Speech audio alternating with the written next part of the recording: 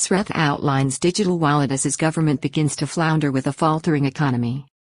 This week, an investor confidence index, ICI, poll showed a massive fall in confidence in October, with capital flows accelerating out of the kingdom and a 15% fall in the Stock Exchange of Thailand, SET, with weakness now in both export and foreign tourism sectors. As Thai Prime Minister Srettha Thavisin prepares for another extended overseas trip to San Francisco in the United States to attend the annual Asia-Pacific Economic Cooperation (APEC) summit in mid-November, he finds himself at the helm of a coalition government over 2 months in power and presiding over an economy that has significantly faltered since he took office, while his cabinet is already showing signs of fracture. At the end of October, a national opinion poll showed over 55% of the public approved of his performance. Still, there is a tough time ahead for the Pheu Compromise Prime Minister, who put together an unlikely coalition to be elected Prime Minister at the end of August. Prime Minister Srettha Thavisin's government is dealing with an economic crisis and an emergency involving Thai nationals murdered by Hamas in Israel and taken captive by the terrorist group with anxious loved ones waiting for their release in Thailand. In the meantime, this week, his cabinet shows signs of splintering. On Friday, details emerged of the revised plan for the 10,000 digital wallet giveaway, a signature Pheu Thai party policy closely associated with incumbent Prime Minister Srettha Thavisin. The Pheu Thai party PM cobbled together an improbable coalition between the second-placed party in the May 14 general election and parties associated with the outgoing government to win election to the role at the end of August in Parliament and install a government on September 5. Bill to be introduced in Parliament or royal decree to raise the funding for the complicated and unwieldy digital wallet plan postponed until May 2024. The digital wallet initiative has been dogged by controversy and skepticism since then, not least its funding, with the budget for the initiative now understood to have been reduced to under 400 billion because of restrictions imposed, namely that the eligibility for the payout, which will be currently limited to 40 million registered citizens with a cut-off income or salary threshold of 70,000 per month. The scheme will be launched on the Krung Thai Bank's Potang app sometime in May 2024 and funded by a bill introduced in Parliament or a decree agreed upon by the Cabinet. The 10,000 in credit itself will be very restricted, including geographical restrictions based on the recipient's registered address. Any funds credited in the giveaway may not be used for paying for services or cannot be passed on in any market, as well as other restrictions, meaning it cannot be used to buy alcohol, legal drugs or any expenditure associated with entertainment, including the purchase of alcohol and other substances. Funds cannot be used as cash to pay debt, overheads or for services, while a whole range of products are prohibited within a restricted geographical area. In addition, the funds cannot be used to pay off debt or fees associated with tuition, as well as everyday overhead bills such as water, electricity, telephone or the payment of energy such as natural gas. Indeed, it is true to say that the policy initiative, which has led the government to come under investigation by regulatory agencies as it is seen as a populist giveaway, is, in fact, not very popular with the public, with a noticeable lack of anticipation or excitement about its possible launch, now postponed until May 2024 with some reports suggesting that this may be extended to September 2024. This is caused by a lack of confidence in the plan, which seems unwieldy and threatens to increase the country's public debt level at a particularly precarious time. Friday's briefing on the policy comes just over 2 months into the government of Prime Minister Srettha Thavisin was sworn in. Internal divisions within the cabinet are already being reported this week, with a rift over sugar and a turf war within the Ministry of Agriculture. Reports this week suggest it is experiencing internal division, even at this early stage. On Wednesday, Mr. Srettha, without denying the speculation of cabinet rifts, proposed holding a dinner for senior ministers and parties to the cabinet and joked that this might be a necessary activity on a monthly or bi-monthly basis. At the same time, it was confirmed that there are differences between the Commerce Ministry, headed by Deputy Prime Minister Thamwechaikai of Pheu Thai, and the Industry Ministry led by Pimpadra Wichaikul of the United Thai Nation, Ruam Thai Sang Chart, Party. The issue or the rift between the ministries is over a decision by the Ministry of Commerce to impose price controls on sugar, which has affected and distorted the market for the critical ingredient, leading to widespread complaints in the industrial sector.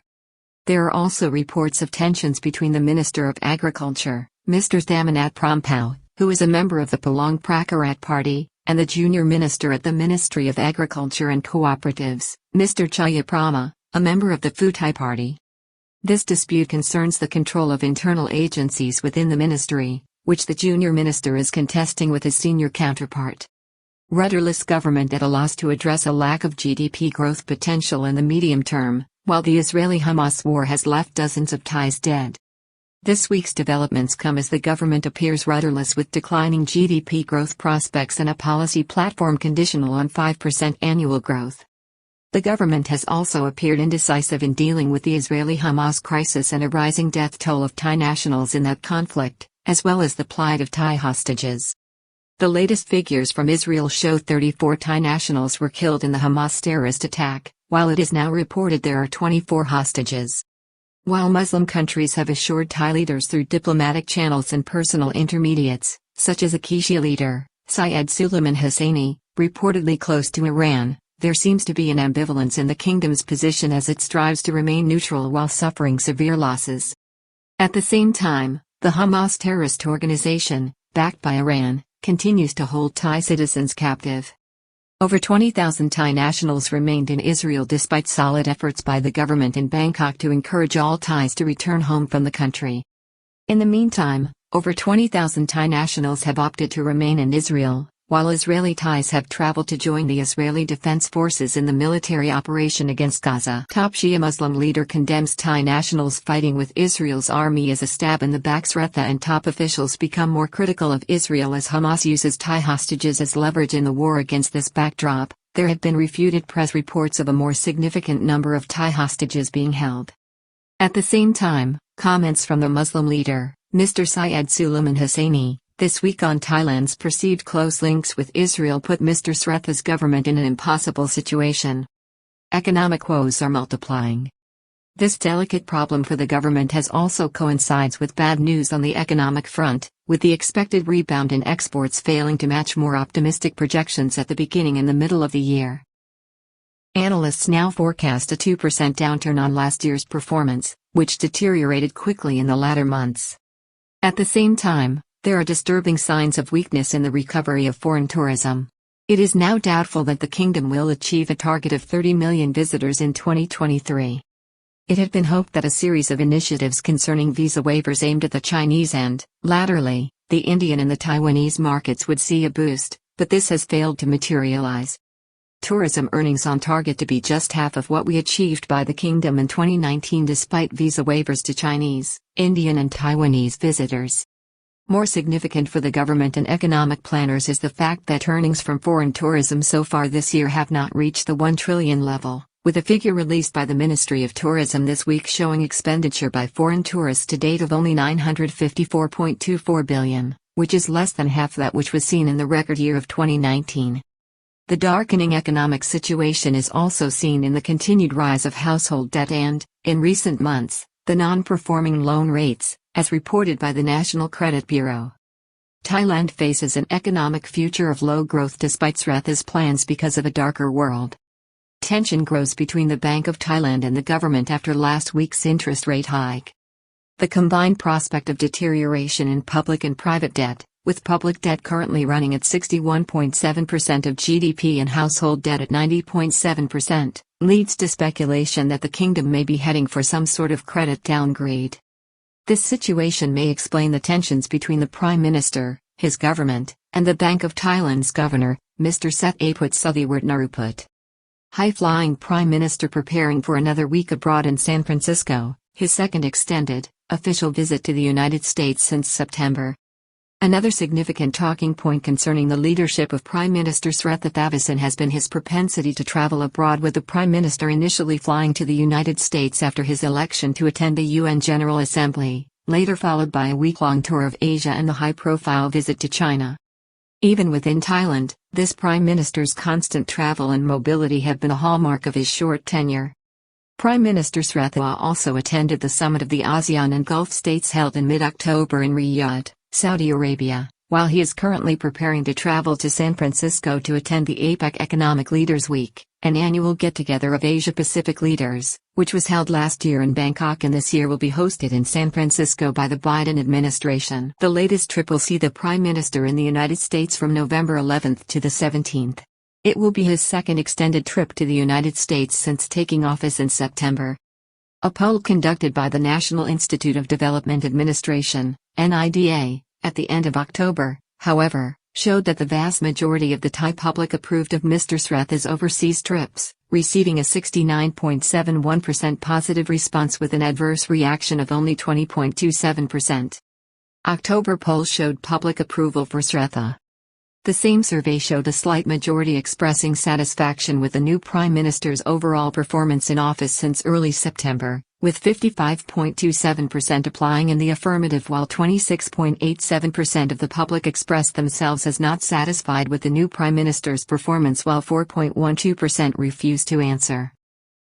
The decline in Thailand's economic prospects since Mr. Srettha became Prime Minister can be seen this week in a significant drop in investor confidence revealed by the Federation of Thai Capital Market Organizations, FEDCO, headed by its chairman, Mr. Kobsak Putrakul, a former vice minister at the Prime Minister's office under Prime Minister Prachuap.